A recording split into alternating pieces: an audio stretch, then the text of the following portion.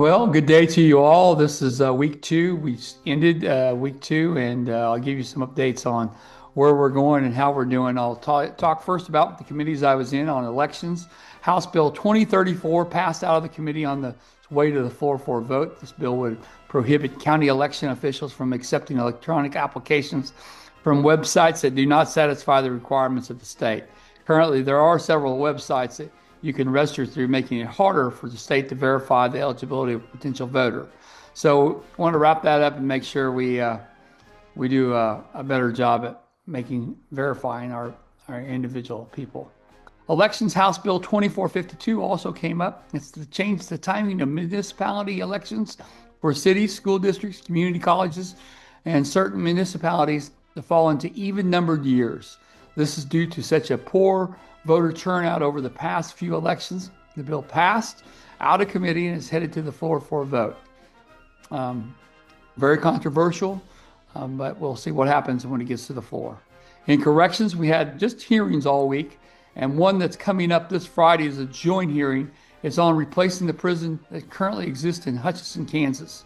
The estimated cost in 2022 to 2024 was around $300 million. The new estimated cost could reach up to $1 billion to house 2,400 prisoners. So it'll be a miserable time going through that hearing itself. Insurance Committee, briefings mostly, and the Insurance Commissioner, Vicki Schmidt, gave her very last briefing to the committee, and she's on her way to become a gubernatorial candidate.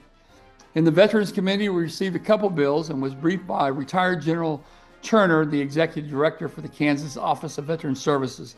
And just a reminder, this is a great office to call if you have a question for any veteran about anything. It's 1-800-413-7731, or you can reach out to their website at kovs.kansas.gov. And Kansas does have 2 veteran-assisted living and nursing homes that's operated by the state. One is in Winfield, Kansas. The other one is in the old Fort Dodge, Kansas. And so if you have a veteran that needs one of those services, give them a call and they can guide you down the right path. In the House on the floor, HCR 5001 passed out of the House, making the application to the U.S. to call a convention of states to establish term limits for members of Congress. Funny, we're regulating them, or we're trying to, and we haven't regulated ourselves as well. I hope we get that changed someday. In other interesting notes, House Bill 2413 had a hearing in committee that would raise the crime of livestock theft to a level 5 non-person felony.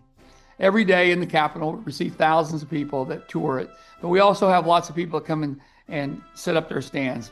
Eastern Carolina Area on Aging was there this week, and they serve several counties, including Lynn County. I had the privilege of serving on that board for 4 years, and Leslie Rockers is the director of that, and she does a fantastic job. And that phone number is 785-242-7200. Also, Southeast Kansas was there on Area on Aging. They serve Bourbon County and several other counties as well. 620-431-2980. Call them if you have any questions on senior services.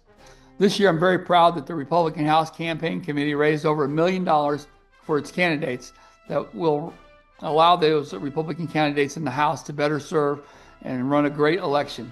Last year, as just a note, last election, we had 4 of those Republicans who won by less than 100 votes. One only won by 12 votes. So it's a very tough contest, and we anticipate another one.